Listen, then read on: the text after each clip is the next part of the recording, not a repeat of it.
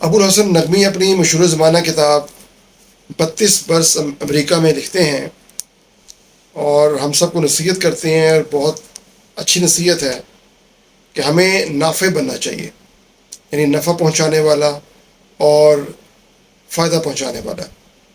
اس حوالے سے وہ ایک پیغام دیتے ہیں، کہتے ہیں کہ ایک دفعہ وہ سردار فضل حمید سے ملنے گئے لاہور میں، اور یہ جو ناول نگار تھیں الطاف فاطمہ ان کے سگے چچا تھے، تو انہوں نے نیم پلیٹ دیکھی تو وہ انہوں نے نوک کر دیا اور اندر چلے گئے۔ تو بزرگ جو تھے وہ وضو کر رہے تھے، انہوں نے پوچھا کہ آپ کہاں سے تشریف لائے ہیں؟ انہوں نے شرارتاً کہا میں خیر آباد سے آئے۔ تو انہوں نے کہا کہ میرا خیال تھا کہ وہ خوش ہوں گے، انہیں غصہ آ گیا، انہوں نے کہا آپ خیر آباد سے کیوں تشریف لائے، آپ کو وہیں رہنا چاہیے تھا۔ ابو الحسن نقوی کہتے ہیں کہ میں نے ان کو کہا کہ آپ کو پٹیالہ ہی رہنا چاہیے تھا، آپ کی تشریف لائے۔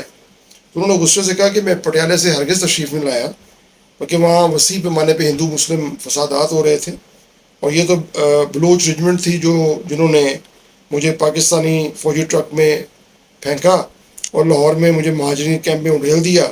میرا کوئی اختیار ہی نہیں تھا، میں تو گٹری تھا، لیکن خیر آباد میں تو کوئی بھی ہندو مسلم فساد نہیں ہوا، آپ کس خوشی میں تشریف لائے؟ تو میں نے کہا کہ ہندوستان میں ہندوؤں کی اکثریت مجھے پنپنے کا موقع نہیں دے رہی تھی۔ اس پہ وہ سخت غصے میں آ گئے۔ پھر انہوں نے جو کچھ بھی کہا وہ ہمیشہ ہمیشہ کے لیے میرے دل کی لوح پر نقش ہو گیا۔ وہ کیا تھا؟ انہوں نے کہا کہ غلط غلط نہایت غلط، سراسر بے بنیاد، صاحبزادے یہ کہنا سراسر غلط ہے کہ ہندوستان میں ہندوؤں کی اکثریت آپ کو پنپنے نہیں دے رہی تھی۔ اس کے بعد انہوں نے ایک ناقابل فراموش جملہ کہا جس نے میرے زندگی کے رویوں کو یکسر بدل دیا، اور وہ جملہ تھا، نافع شخص کو کوئی قوم ضائع نہیں کرتی۔ نافع شخص کو کوئی بھی قوم ضائع نہیں کرتی۔ اور پھر انہوں نے کہا ہندوستان میں وزیر خوراک کون ہے؟ میں نے کہا جی رفیع احمد قدوائی صاحب ہیں۔ انہوں نے کہا کہ انہوں نے ہندوستان میں غذائی مسئلے کو اتنی اچھی طرح حل کیا ہے کہ سکھوں اور ہندوؤں نے دلی میں جلوس نکالا کہ رفیع احمد قدوائی کو ریفیوجیوں کا وزیر بنایا جائے۔ اب یہاں تو کوئی کاسٹ کا مسئلہ نہیں ہوا، وہ نافع بنے تو ان کے حق میں آواز بلند ہوئی، اور اس قوم سے ہوئی جس کو کہہ رہے ہیں کہ وہ مسلمانوں کی ترقی کی مخالف ہے۔ پھر انہوں نے کہا جی ہندوستان کا سب سے اچھا اداکار کون ہے، سب سے زیادہ معاوضہ کون لیتا ہے؟ تو میں نے کہا دلیپ کمار۔ تو انہوں نے کہا ارے صاحب یوسف خان کہیے نا، یوسف خان۔ دلیپ کمار کہنے سے وہ ہندو تو نہیں ہو جائے گا؟ یوسف خان اپنی اداکاری کے منہ مانگے دام لیتا ہے۔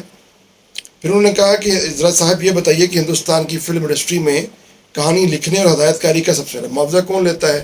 تو میں نے کہا کمال امروہی۔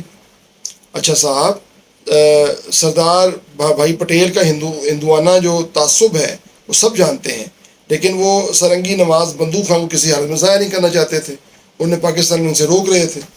تو انہوں نے کہا جس نافع شخص کے آگے سارے کے سارا تعصب جو ہے وہ دھرا کا دھرا رہ جاتا ہے، کوئی قوم نافع آدمی کو ضائع نہیں کرتی۔ تو اب تم پاکستان آ گئے ہو تو نافع بنو، پنجاب کے لیے نافع بنو۔ تو وہ کہتے ہیں کہ میں امریکہ آ گیا اور میں امریکہ میں ایک نافع بن کے آیا، اور یہ مشورہ میری پوری زندگی میں نے اور میری بیوی دونوں نے اس پہ عمل کیا۔